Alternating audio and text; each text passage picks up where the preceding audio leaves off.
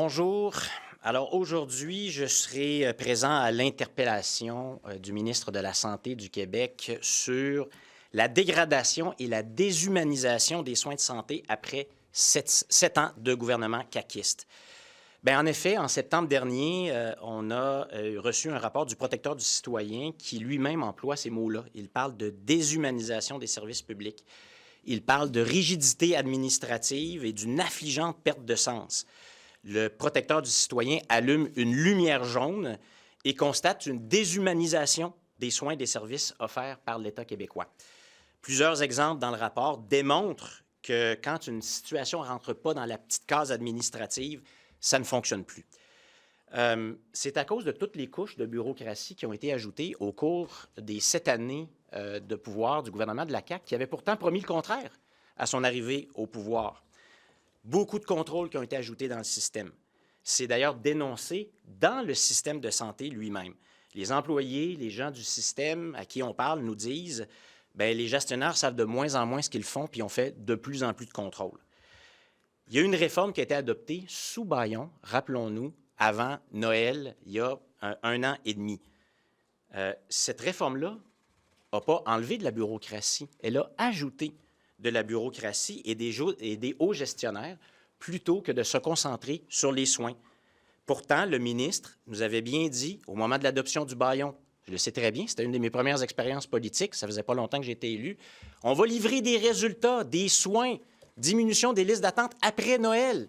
Pas le dernier Noël, l'autre avant. Et pourtant, ce qu'on voit maintenant, c'est que Santé Québec sert de paravent aux compressions budgétaires qui lui ont été demandées par le gouvernement du Québec, gouvernement de la CAQ, qui refuse toujours d'être imputable pour le 1,5 milliard qu'il demande en compression à Santé Québec. Nous, au Parti québécois, on valorise la décentralisation. Notre dernier conseil national était justement sur le thème de la santé et on proposait cette décentralisation. On se proposait de revenir à la base, de travailler sur la santé des Québécois, sur la prévention de la maladie. Et c'est notamment nos propositions qu'on va faire valoir aujourd'hui en interpellation. Alors, malheureusement, ce n'est pas ça qu'on entend aujourd'hui dans le système de santé. On entend dire qu'il y a cette déshumanisation qui est exacerbée par les coupes actuelles du gouvernement, des postes d'infirmières, des postes de préposés aux bénéficiaires, des postes d'agents de sécurité qui sont coupés. Ce sont des postes où on offrait des services directs à la population. Et encore une fois, c'est ce qu'on entend dans le système et c'est ce dont on va parler aujourd'hui. On va remettre la CAQ, le gouvernement de la CAQ, devant les promesses qui avaient été faites et qui ont réitéré à de nombreuses reprises à la population qu'on allait améliorer l'accès aux soins.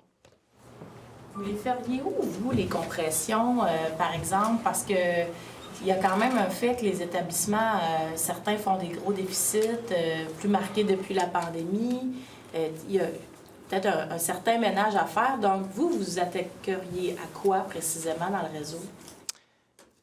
Des gens dans le réseau, et pas seulement en santé, soit dit en passant, partout dans l'État québécois nous disent qu'il y a eu une accélération et une multiplication des rapports, des contrôles pour contrôler l'image du gouvernement, puis ce qui va sortir, puis essayer de contrôler le plus possible l'image. C'est ça qu'il faut arrêter. Puis ça coûte cher énormément de temps. Ça coûte énormément d'énergie en ressources précieuses de l'État qui peuvent et qui doivent être consacrées aux soins à la population. Avez-vous un exemple dans le réseau de la santé, précisément, de ces contrôles-là de l'image? Bien, c'est que actuellement, il y a beaucoup de médecins qui nous disent qu'ils remplissent de la paperasse. Il y a beaucoup, je sais que c'est une question qui est travaillée actuellement à l'Assemblée nationale, il y a beaucoup d'infirmières qui nous disent qu'ils passent leur temps à faire de la paperasse. Il y a beaucoup de gestionnaires qui nous disent qu'ils passent leur temps à faire de la paperasse puis à remplir des formulaires.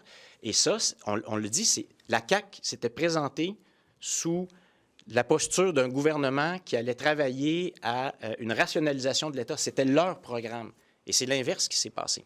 Donc, un ménage dans le niveau administratif du réseau. Oui, absolument. Se concentrer sur les soins à la population. Se concentrer sur les services qui sont essentiels pour la population à tous les jours. Et c'est ce que le gouvernement avait promis. Le gouvernement avait promis un médecin de famille pour tout le monde. On est rendu loin de ça. Le gouvernement avait promis de réduire les listes d'attente. On est loin de ça. Le gouvernement avait dit qu'il allait s'attaquer à la présence du privé dans le système de santé. Et c'est l'inverse qui s'est produit dans les dernières années. L'accélération de la courbe de la présence du privé dans le système de santé, c'est à ça qu'on a assisté et c'est là qu'il faut investir le plus. Réduire dans l'administratif, est-ce que c'est suffisant pour rattraper le déficit, par exemple, parce que c'est la priorité numéro 1 de Santé Québec quand on leur demande où ils veulent couper? C'est d'abord l'administratif. Et là, force est de constater qu'il y a quand même il y a un manque à gagner qu'ils doivent combler d'une autre façon. Donc, est-ce que vous avez d'autres options où vous pourriez couper en santé, vous, au Parti québécois? Nous, ce qu'on dit, c'est commençons par ces questions-là administratives et cette surbureaucratisation et cette paperasse et continuons à nous concentrer sur les soins. Là, ça fait depuis la rentrée parlementaire qu'à tous les jours, l'ensemble des partis d'opposition arrivent avec des exemples clairs de situations où ça ne fonctionne pas et où il y a des coupures dans les soins. Et ça demande de la transparence aussi. Les gens dans le réseau nous disent aussi, puis moi, je l'ai entendu là, dans Jean Talon, des gens qui s'approchent de moi et qui me disent, vous savez, ce qui est dur, c'est qu'il y a des coupures, puis le gouvernement n'est même pas capable de l'admettre, et même pas capable d'avoir le courage de dire que c'est ça qui est en train de se passer. Donc, il y a une double frustration, coupure dans les soins à la population, puis impossibilité d'avoir de la transparence sur ces coupures-là. C'est pour ça que nous, on demande quel est le plan de compression, que Santé Québec le divulgue et que le gouvernement du Québec assume sa responsabilité par rapport aux coupures qui sont demandées. Il y a les compressions, mais il y a quand même l'accès aux soins aussi. Là. Il y a un projet de loi qui est à l'étude en ce moment. En tout cas, il y a les consultations. Les fédérations de médecins sont venues jaser hier. C'était quand même assez tendu. Je ne sais pas ce que vous avez pensé un peu de tout ça, là, en marge de ces négociations aussi avec les fédérations de médecins. Les médecins sont-ils de mauvaise foi, M. Paradis? Bien, en tout cas, hier, ce qu'on a vu, c'est la question se pose, c'est qu'il y a un problème, notamment du départ des médecins vers le système privé, vers le privé, et il y a des gens qui viennent dire au ministre, bien, c'est pas la bonne solution, c'est une mesurette que vous proposez, puis en plus, elle pourrait avoir l'effet inverse. Puis le gouvernement, le ministre lui-même a semblé à court de réponse à certains moments pendant les échanges. Ce gouvernement a fait la promotion du privé pendant de très nombreuses années. Puis là, aujourd'hui, il arrive avec une solution. Là, elle va être étudiée en commission parlementaire, mais elle ne semble pas être la bonne réponse au problème qui est posé. D'abord, vous étiez pour cette solution-là. Est-ce que vous l'êtes encore? D'obliger ces jeunes médecins-là? Bien, là, actuellement, ce qu'on entend de plusieurs experts, de plusieurs intervenants, c'est que la mesure pourrait même avoir l'effet inverse. Donc là, on va aller en études. On a entendu des experts, on va aller en études, mais il y a des craintes très sérieuses qui sont exprimées actuellement et il y a peut-être d'autres solutions. Comment se fait-il que le gouvernement du Québec continue à payer les soins de santé au privé plus cher qu'au public, alors qu'ailleurs au Canada, c'est pas ça qui se passe? C'est sûr que ça, c'est un incitatif pour certains de passer au privé. Donc, vous êtes en train de changer d'idée. On n'est pas en train de changer d'idée. On dit qu'on est en train de regarder ce qui se passe dans le projet de loi, puis qu'on a bien entendu hier qu'il y a des gens qui expriment de très sérieuses réserves. On va continuer à l'étudier, puis on n'est pas en train d'appuyer personne. On est en train de dire qu'il faut bien se poser la question, est-ce qu'encore une fois, c'est un gouvernement qui, au lieu de s'attaquer au cœur du problème puis aux véritables solutions sur lesquelles on devrait travailler, s'attaque à d'autres choses? On est très attentif à ça. Et tu sais, M. Arsenault posait la question hier, ça veut dire dans la forme du projet de loi en tant que tel, est-ce que, selon vous, ça va empirer la situation? On répondait que ça allait faire en sorte que c'était beaucoup moins attractif pour les médecins. C'est-tu convaincant pour vous, ça, autrement dit, comme argumentaire? Ce qu'on dit, nous, c'est que là, cette mesure du 5 ans, là, de l'obligation de 5 ans, il y a des très sérieuses réserves qui sont émises et qu'on va être très attentif à s'assurer que ça fait partie des bonnes solutions. Puis pour l'instant, ça semble être remis en doute de manière très importante. Ce qu'on dit, nous, c'est qu'il faut travailler sur le secteur public. Ce qu'on veut, c'est que les médecins restent dans le secteur public, que le secteur public soit toujours aussi attractif, qu'il soit celui où les jeunes médecins ont le goût de s'investir, pas qu'ils sont forcés de s'y investir, qu'ils ont le goût de s'y investir. Donc, travaillons sur le système public, puis travaillons sur les véritables solutions quant à la présence, malheureusement, trop croissante du privé dans le système. Je change un petit peu de sujet, mais qu'est-ce que vous pensez de ce qui se passe avec Denis Coderre ce matin, puis sa candidature à la chefferie du Parti libéral? Affaire interne du Parti libéral. On n'a pas grand-chose à dire là-dessus aujourd'hui.